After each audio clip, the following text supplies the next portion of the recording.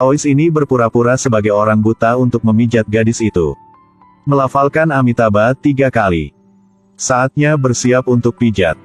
Ditemukan di belakang gadis itu. Asap hitam mengepul.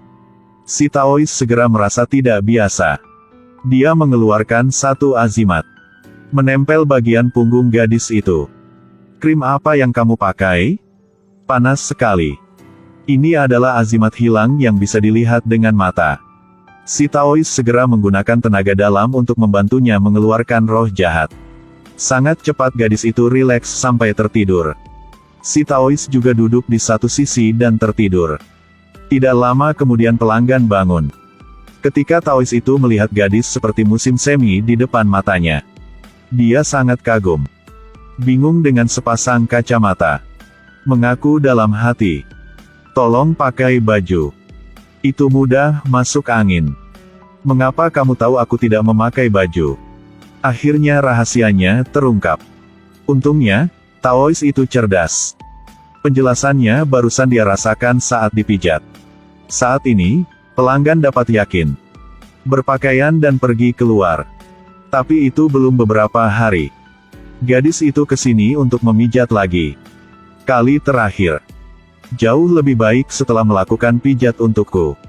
Tapi 2 hari ini. Merasa. Tidak baik lagi.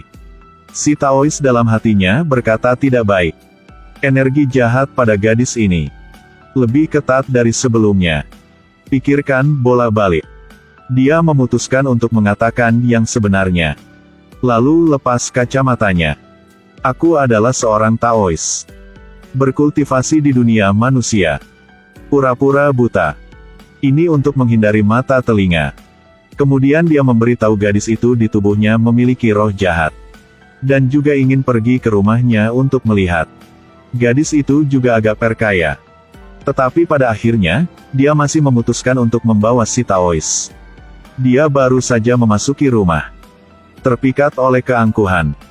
Tepat pada saat ini. Dia tiba-tiba melihat setumpuk surat di sudut. Pergi dekat dan sentuh surat itu. Segera terhubung ke penyebab energi jahat. Benar. Ini surat-suratnya. Si Taois segera menanyakan gadis itu. Siapa Fuong Dong? Dia. Orang ini telah mengejarku untuk sementara waktu. Surat-surat ini adalah surat cinta yang dia tulis untukku. Taois berpikir dan tidak paham. Tanya lebih lanjut. Jadi di mana dia sekarang? Setahu aku. Sepertinya beberapa waktu yang lalu telah meninggal. Dimakamkan di kuburan di gunung. Si Taois segera mengerti. Setelah tahu alamatnya. Dia sendiri ke gunung. Mencari tempat si bucin itu. Hanya melihat si Taois menggunakan pedangnya untuk memukul batu nisan. Bawa surat ini lagi lempar ke tanah. Setelah itu asap biru muncul. Itu benar, ada hantu di sini. Si Taois tidak banyak bicara lagi. Langsung ke tema utama. Saya Haoan diundang untuk menangkap kamu. Aku tahu di hatimu ada dendam yang sulit untuk dilenyapkan. Apakah Anda memiliki keinginan yang belum terpenuhi? Bicara padaku. Saya membantumu melakukannya. Biarkan aku segera reinkarnasi. Siapa sangka hantu ini bukan hantu yang baik. Masih ingin gadis itu pergi ke dunia lain bersamanya. Si Taois sangat marah. Apakah kamu percaya aku memukuli kamu sampai mati? Jangan terlalu banyak seperti itu. Dimarahi di wajah seperti itu. Hantu itu mulai lebih menuntut. Letakkan majalah yang aku sembunyikan di samping tempat tidur. Membakar untukku. Sepertinya menjadi hantu juga cukup membosankan. Tapi si Taois masih tidak bisa menahan diri untuk tidak memarahi. Menjadi hantu masih belum pantas. Seumur dalam hidup dia tidak menyukaimu. Tetapi hantu itu mengatakan bahwa dia dan Oan-Oan telah jatuh cinta untuk sementara waktu. Namun, Haoan mengatakan sebelumnya. Hantu ini hanya mengikutinya untuk sementara waktu. Buat si Taois ini memiliki keraguan. Melalui investigasi. Si Taois baru mengetahui bahwa Fuong Dong ini meninggal karena kelelahan organ tubuhnya. Di mana dia biasa pergi sebelum dia meninggal adalah kelas yang disebut berencana untuk membesarkan tubuh pria. Si Taois merasa bahwa kelas ini sangat mencurigakan. Jadi berpura-pura mendaftar untuk belajar untuk mencari tahu informasi. Tuhan tidak bergantung pada orang yang patah hati. Tidak lama kemudian, dia dari tempat tuannya. Tahu sejenis azimat kertas. Ini azimat inkarnasi ini. Untuk mengundang peri datang. Aku hanya perlu memohon padanya. Tidak ada yang tidak bisa tercapai. Apakah bagus seperti itu? Lihat Taois tidak percaya. Paman itu menyuruh dia membawanya pulang untuk dicoba dulu. Tidak kehilangan uang.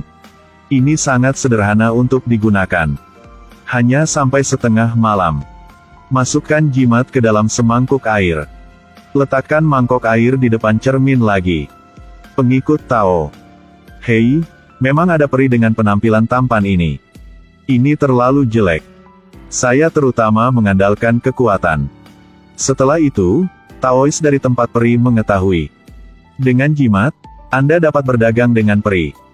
Peri akan masuk pada orang yang dia suka. Tapi ini tentu saja bersyarat. Orang yang berurusan dengan peri.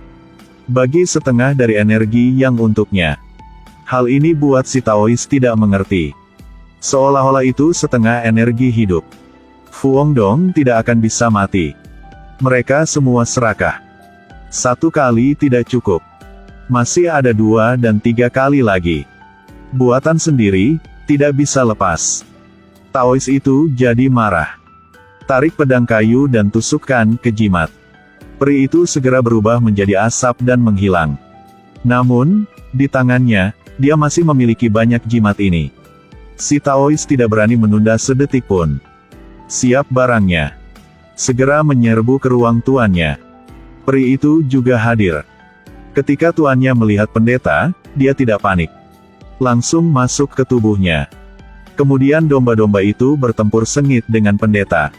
Bagus sekali. Pedang kayunya juga bisa diisi ulang.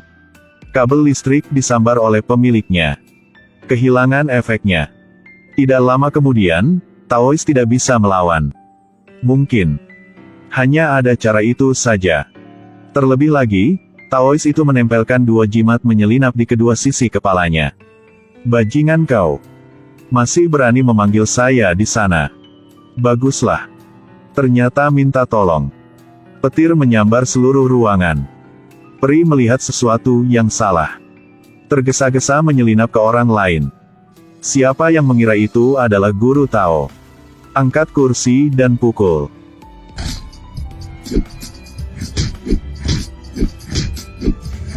Bos yang berdiri di sebelahnya ketakutan dan lari. Dan peri juga terpaksa melarikan diri dari tubuhnya. Si Taois mengambil kesempatan untuk menggunakan satu tangan untuk menangkapnya. Dia sendiri pingsan karena terlalu banyak kekuatan. Untungnya, semuanya sudah berakhir. Tentu saja, film ini hanya untuk bersenang-senang. Kisah pendeta itu berpura-pura buta untuk dipijat di awal film. Buat saya bertanya-tanya. Kalian coba tebak. Pemijat benar-benar orang buta?